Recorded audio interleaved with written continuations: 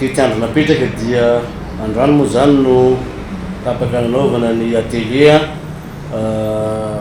eo misy fiara-miasa eo amin'ny OMC na ny office de l'éducation de masse et de service mahato amin'ny Menina sy ny zareo avy ao amin'ny Izao na Zo sy ny olo-pirenena izay andinika mahakasika ny module hoentina anasarana an'izay zon'olombelona sy ny resaka civisme zay ao anivon'ny sekoly sy ny fiainana andavanandro dia atomboka an'andro izy tia izay fiara-miasa eo amin'ny rotonta zay dia ambara fa misokatra ny atelier izay ataondroany eo amin'ny OMC sy ny Zao. Tsara ho fantatritsika tia mpanomboana angamba ny vina lehibe an'ny tetikasa Zao izay tsy kisendrasendra raha tafiaraka ny asa ny zosandraikitry ny olo-pirenena sy ny OMC na ny office de l'éducation de masse et du civisme satria zany ny vina lehibe an'ny tetikasa dia ny anofana olo-pirenena mahalala zany hoe raha atao amin'ny teny baiko dia hoe informer mba hialantsika amin'ny hitatsika ny amin'ny fiarahamonina fa betsaka ny olona mety mahafantatra ny zony ihany fa diso fandraisana na diso fampiasa sy fitakiana an'izay everiny sy eritreretiny ho zony ka ilain'ny olo-pirenena mihitsy natao hoe mahalala midikany mahalala dia hoe mahay mahafehy ary mahafantatra sy afaka miaina an'izay zony izay amin'ny mahaonina azy fa eo ihany koa ny anofany olo-pirenena tompona andraikitra ny atao hoe tompona andraikitra dia ny hoe manana asa miatraika ny olona anankiray eo amin'ny sehatra misy azy ary ny tokony hanomboany an'izany dia tsy aiza fa eny amin'ny fiarahamonina aloha voalohany indrindra misy asa ataony andraikitra ataony ary miatraika ilay andraikitra eo amin'ny tontolo misy azy fa tsy izay ihany koa fa ny hoe tena ao anatin'ny vina ny hoe anangana olo-pirenena lasa fototra tsara eo amin'ny fiarahamonina ary rehefa fototra tsara ny olona anankiray afaka mandray anjara ampandroso ny fiarahamonina tsirairay avy tsy afaka ny atao nefa zany raha tsy misy atsikoria be da be tsy maintsy anomboana mba hanatratrarana an'izay vina lehibe ny tetikasa Zao izay hierahana amin'ny OMC zay. Ny OMC sy ny Zao no mitapatra anatanteraka tetikasa iray tambatra dia ny Zo sy ny andraikitra ho an'ny olo-pirenena. Io tetikasa io zany hatreto zany sisy karazana module iraisana voizina eny anivon'ny sekoly dia izay indrindra no antony atelier antsika androany molavola sy valide ny module iraisana hoentina anentanana eny anivon'ny sekoly eny na ambaratonga voalohany io na collège na ny lycée indrindra mointsy koa hoe ny eny anivon'ny fokontany eny. Mba hanatratrarana izay tanjona izay dia ny ampihely sy hanamora ny fahafahan'ny mpianatra ahalala ny zony sy ny zon'olombelona ary ho toy ny fahalalana fototra mihitsy zany tsy hoe aty aoriana ilay mpianatra vao hikaroka hoe aiza manana zony tahaka izao fa any mbola kely izy dia miaraka ampianarina toy ny hoe mamaky tesy manoratra satria ho atao ho fahalalana fototra ny zoany. Ny manaraka izany dia ampitombo ny fahatsapana andraikitra hoe ao anaty fiarahamonina mila manaja lalàna, mila manaja ny hafa, mila manaja ny fiainam-bahoaka ary mila manaja ny tontolo iainana. Fa hiady ihany koa ho an'ny tsy fanekena ny kolikoly naiza toerana misy azy dia mbola kely izy dia ampahafantariny an'izay hoe raha misy tranga tahaka izao dia mety ho endrika na kolikoly izay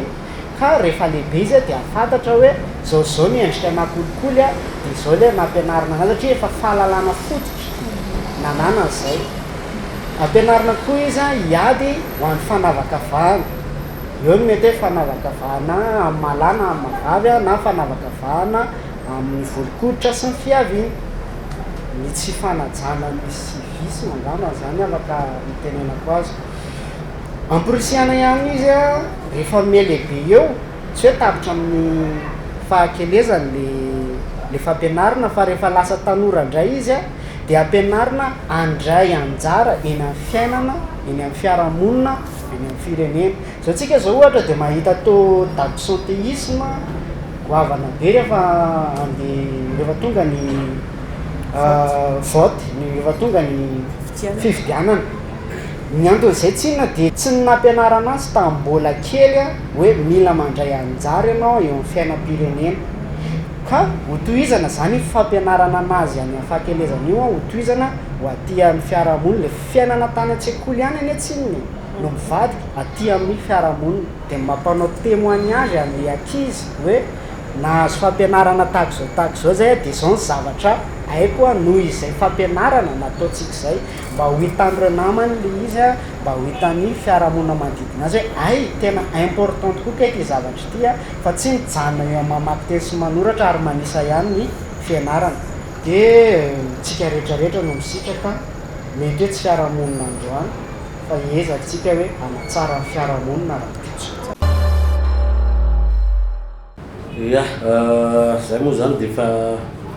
natao androany ny tetikasa savaran'andro niarana tamin'ny zao sy ny OMC zavatra roa lehibe no iresana miasa dia ny zony ankizy a fahatarana ny zony ankizy sy ny fanabeazana amin'ny maha-olom-pirenena vanina maromaro ny dinikasa natao teto ary hita fa ahomby zany a ary nisy ny fametrahana ny sahady ny pilote région pilote izay anombona ny tetikasa dia ny région Nalamanga région Itasy ary ny région Antsinanana reo région telo reo moa zany no atao hoe région pilote anombona azy fa mbola ho avy ny faritra hafa manerana ny Madagasikara mitarina ny tetikasa voadinika teto koa ny mbola iverenana hanao ny conception technique izay iresan'ny roatonta amin'ny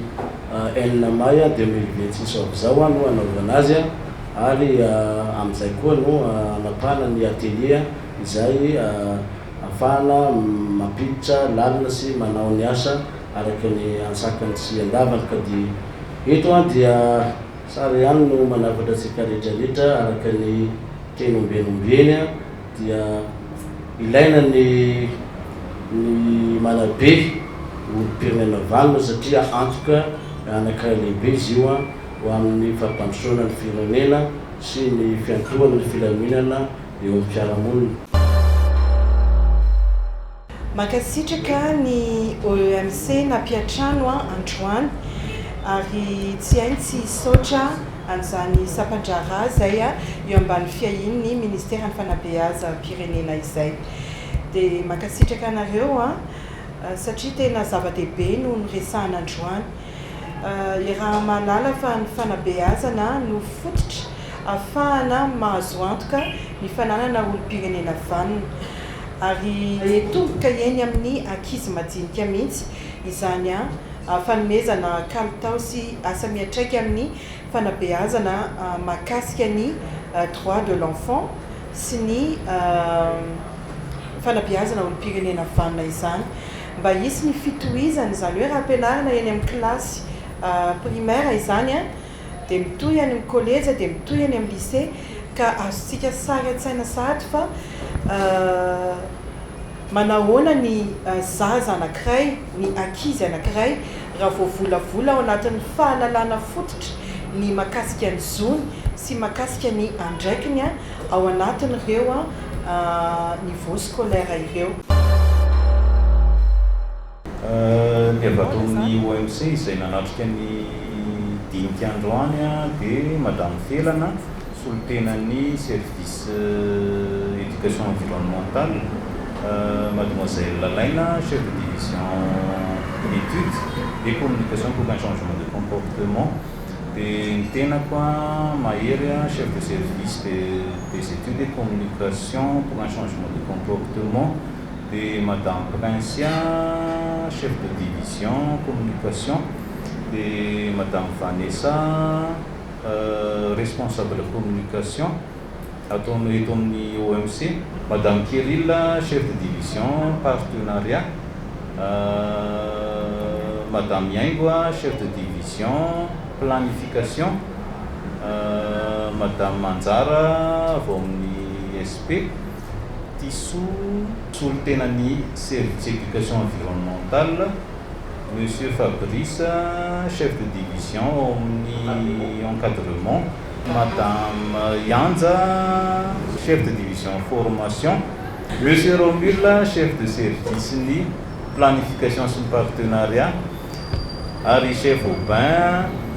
chef de service ni formation sur ni encadrement. C'est équipe en OMC Rézemo de Tariani, Monsieur Talien OMC, Monsieur Jules Stéphane.